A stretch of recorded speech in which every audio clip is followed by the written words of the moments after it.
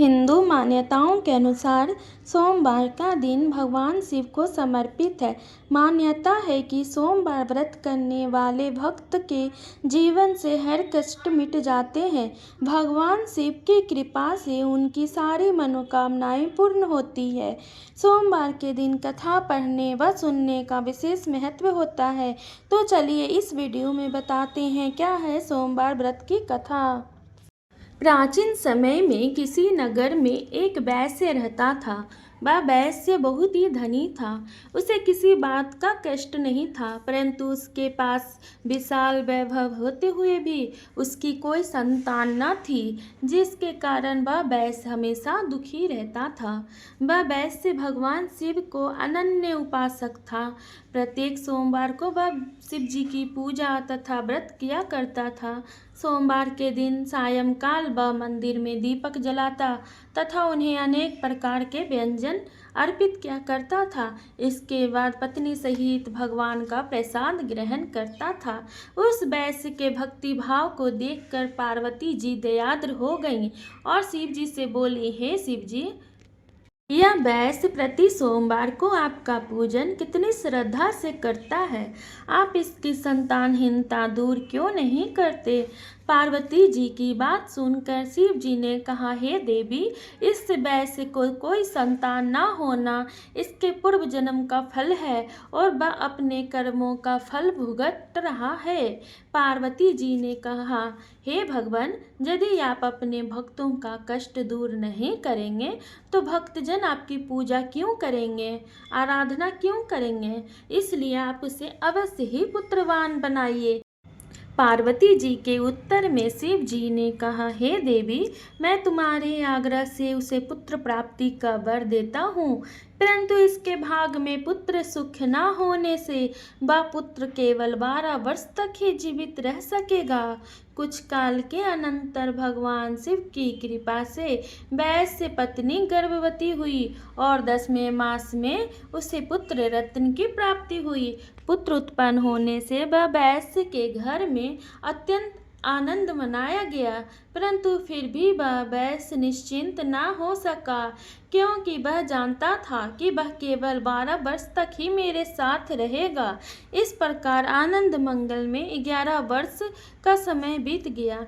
एक दिन उसकी माता ने पति से पुत्र के विवाह के लिए आग्रह किया। वैश्य ने अपनी पत्नी से कहा, अभी विवाह की क्या चिंता है, अभी तो मैं इसे काशी विद्या अध्ययन के लिए भेजना चाहता हूँ। पत्नी से ऐसा कहकर उस वैश्य ने लड़के के मामा को बुलाया और उसे अत्यंत धन देकर कहा, तुम अपने इस भांजे को पढ़ने के लिए काशी ले जाओ, परंतु एक बात याद रखना कि मार्ग में ब्राह्मणों को भोजन दक्षिणा देते तथा यज्ञ करते हुए जाना। इस प्रकार घर से वे दोनों विदा होकर रास्ते में ब्राह्मणों को भोजन दक्षिणा देते तथा यज्ञ करते हुए एक नगर में पहुंच गए। संजोग से उस नगर के राजा की कन्या का विवाह उसी दिन था। कन्या अत्यंत सुंदरी तथा सुलक्षणा थी, परंतु जिस राजकुमार से विवाह होने वाला था वह एक आंख का काना था। वर के पिता को इस बात की बहुत चिंता थी। जब उसने वैश्य के उस सुंदर पुत्र को देखा तो उसने उसके मामा से कहा, यदि आप अपने भांजे को कुछ समय के लिए मुझे दे देवे तो आपकी बड़ी कृपा होगी। विवाह के पश्चात मैं इसे आपके पास वापस भेज दूंगा और आपको बहुत सारा धन दूंगा।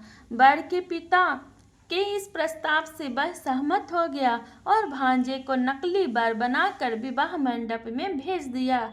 विवाह कार्य विधिवत संपन्न हुआ, परंतु जब वैश्य पुत्र सिंदूर दान करके वापस लौटने लगा तब उसने राजकुमारी की साड़ी के एक छोर पर लिख दिया कि हे प्रिय, तुम्हारा विवाह मुझ वैश्य पुत्र के साथ हुआ है। अब मैं पढ़ने के लिए काशी जा रहा हूँ। अब तुम्हें एक नकली वर के साथ विदा होना पड़ेगा, जो कि एक आंख का काना है और तुम्हारा पति नहीं है। इतना लिखकर वैश्य पुत्र चला गया। विदाई के समय जब राजकुमारी ने अपनी साड़ी पर वैश्य पुत्र द्वारा लिखी लिखित बात पढ़ी तो उसने राजकुमार के साथ जाना अस्वीकार कर दिया और उत्तर में कहा, यह मेरा पति नहीं है, मेरा पति तो वैश्य पुत्र है।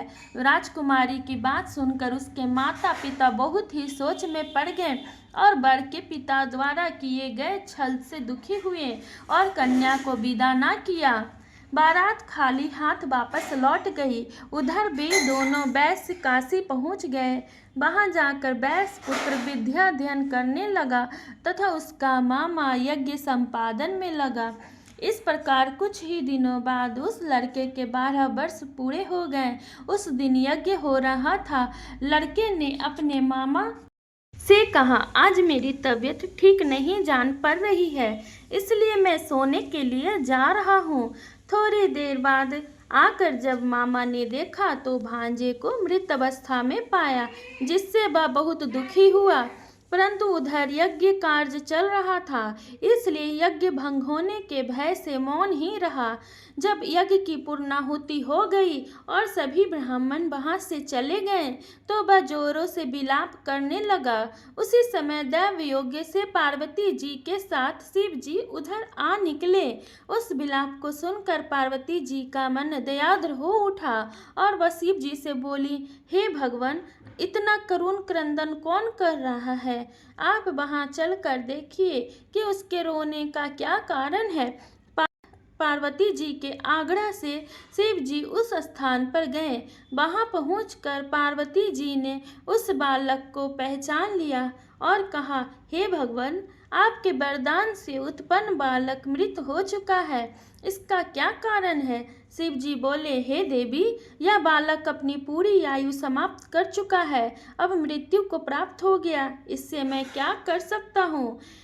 पार्वती ने कहा, हे शिव जी, आपने जिस प्रकार कृपा करके इसे 12 वर्ष की आयु दी थी, उसी प्रकार अनुग्रह करके इसे जीवन की पूरी आयु प्रदान कीजिए, नहीं तो वह वैसे वियोग में अपने प्राण छोड़ देगा। पार्वती जी के आग्रह से शिव जी ने उस बालक को जीवन दान दिया और स्वयं पार्वती जी सहित शिवलोक को चले गए।